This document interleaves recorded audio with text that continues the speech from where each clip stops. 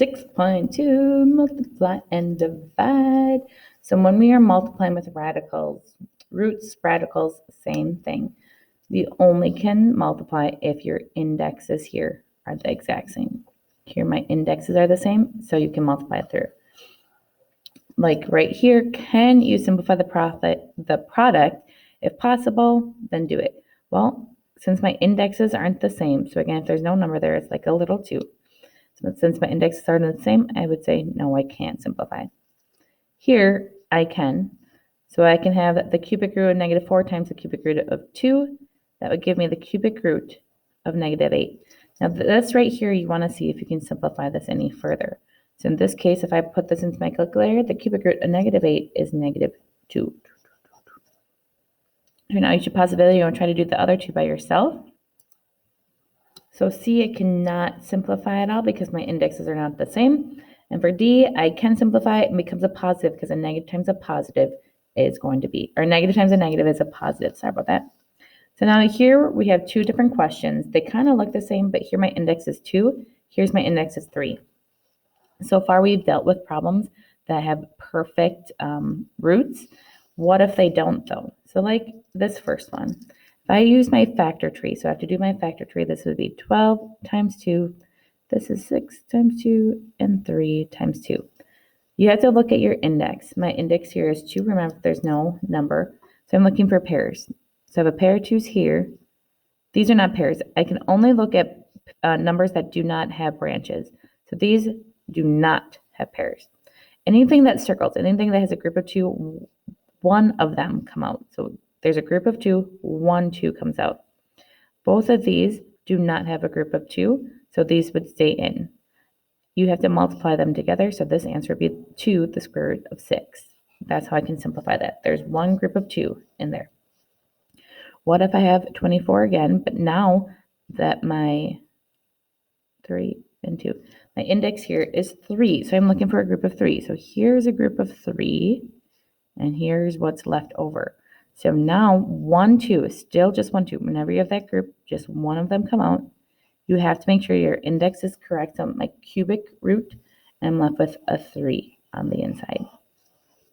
So now if I'm going to simplify these, first I'm going to do my factor tree. So I do my factor tree. My index here is 3. So I'm looking for a group of 3. Here's a group of 3. This is left over.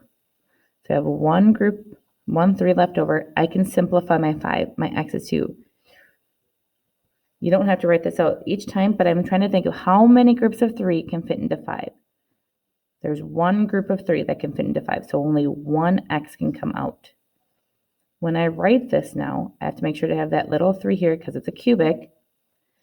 And then what I have left over, this did not have a group of 3, that stays inside, and 2 x's had to stay inside because there's not a group of 3. So this right here is my final answer. I want you to try to do the next one by yourself. So again, I'm looking for groups of 3. So here's a group of 3. Here's a group of 3. Notice I circle those. This does not have group. I box that in. Both of these 2's can come out. So a 2 and a 2. When I look at my x's, I have to think, how many groups of 3 are in 7? There are 2 groups of 3. Again, you could write that out if you wanted to, but there's 2 groups of 3. So on the outside, I would have 4x squared. 2 times 2 is 4. 2 groups of 3. Still working with my cubic root. This 2 didn't have a group of 3. That stays inside. And when I took out 2 groups of 3, 2 groups of 3 would be x to the 6th. But I'm looking at x to the 7th, so I'm left with 1. Again, if you wanted to write out the 7, here's a group of 3, here's a group of 3, if that will help you better. So now this is kind of just putting those 2 concepts together. First, I can multiply. So first I'm going to multiply those out. When I multiply this, I have the square root of 720 multiplying with the same base. I can multiply because my indexes are the same. Multiply with the same base of x to the 4th, y to the 5th. So now I can simplify. So here's my factor tree. I'm looking for groups of 2. Again, if there's no number, groups of 2. So here's a group of 2. Here's a group of 2. Here's a group of 2. Only the numbers that do not have branches. And here is what I have left over. So I have a 3, 2, and 2. So all of these come out of the root. Looking for groups of 2. How many groups of 2 are in 4? There's 2 groups of 2 in 4. How many groups of 2 in 5? There's 2 groups. Now if I rewrite this, 3 times 2 is 6. 6 times 2 is 12. So what do I have left over? This 5 didn't have a group of 2. I was able to take out all of my x's, so the x's all are out. I took out 2 groups of 2, so that was 4. I took out 4 y's, so I'm left with 1 y inside. Try to do this next one by yourself. So I multiply across, I get 1,575. Remember, you adding those exponents, that's x to the 6th, y to the 7th, looking for groups of 2. My index here is 2. Group of 2, sorry, no friend. So I'm looking at this, I can take out the 3. I can take out the 5. How many groups of 2 go into 6? There's 3 groups of 2. How many groups of 2 go into 7? There would be 3 groups of 2. What do I have left over? Of the 7, and then add 1 y here. That y didn't have a friend. So my final answer would be 15 x to the 3rd, y to the 3rd, 7y. What do you have to do when you have radicals and exponents? When you have radicals and exponents, you have to see if there's any groups of your indexes that you can take out. So we went with multiplying, now we're looking at dividing. It's the same concept here. Whenever I'm dividing, I want to first make sure that they have the same index. Okay, if they don't have the same index, then I can't do anything. So looking at this, these have the same index. So I can rewrite this problem as the square root of 18x to the 5th over 2x cubed. Now I can simplify that fraction. That fraction can be simplified to be 18 divided by 2 is 9. X to the 5th divided by x cubed would give me x squared. Remember, you're subtracting with division. Now I can simplify that. This would give me 3x. The square root of 9 is 3. Square root of x squared is x. Try the next one by yourself. So you can rewrite it as your fraction. 162 is divisible by 3. Now I'm going to do my factor tree, because I don't believe if I plug this into my calculator, it does not give me a perfect cubic. So here's a group of 3. So that 3 can come out.